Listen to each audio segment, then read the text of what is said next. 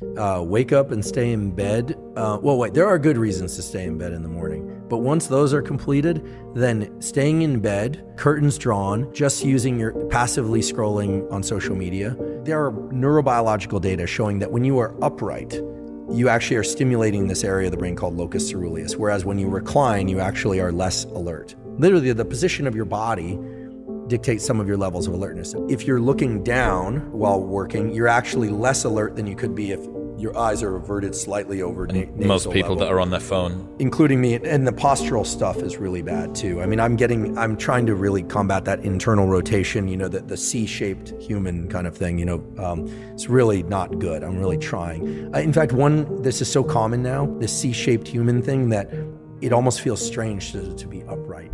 Like people think, exactly, the open, the sort of external rotation is good for us. We know this, but in bed. I would say in bed, so people are on their phone, they're in bed, they're not getting enough light, or just artificial light, or they're trying to get the sunlight through the window. Terrible.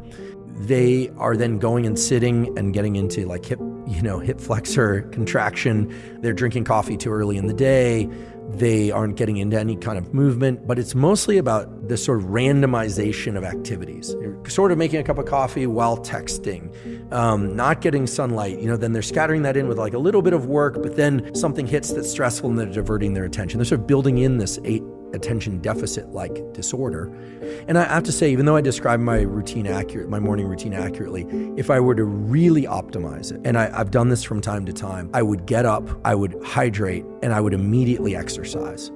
I would use that early, peaking of the cortisol response that comes with waking to get the body into action, sort of Jocko Willink style, right? 4:30. I always see his posts, but I see them at 7 a.m. To really get into action, because that's going to generate its own dopamine and adrenaline response. Anytime I've worked out really early, like if I have a flight, and then moved into the other components of my day, I find that I feel better all day long. I also will say if I work out really early, maybe between 7 and 8 a.m., well, then my first meal might land at 9 a.m. You need to be flexible with some of these things, but the general principles apply. I noticed that you haven't put cold exposure into your morning routine. I'm going to guess you must have a cold tub of some kind. Yeah, I have a cold tub and a sauna. I've been less good about that lately. The best time to do that for me is on my cardio days. I do it after the Because run. You don't want to do it post-hypertrophy, because you're going to blunt some of the responses that are actually you're trying to get by the workout itself. That's right. And I have I have one rest day per week where I don't do any cardio or weight training. I really like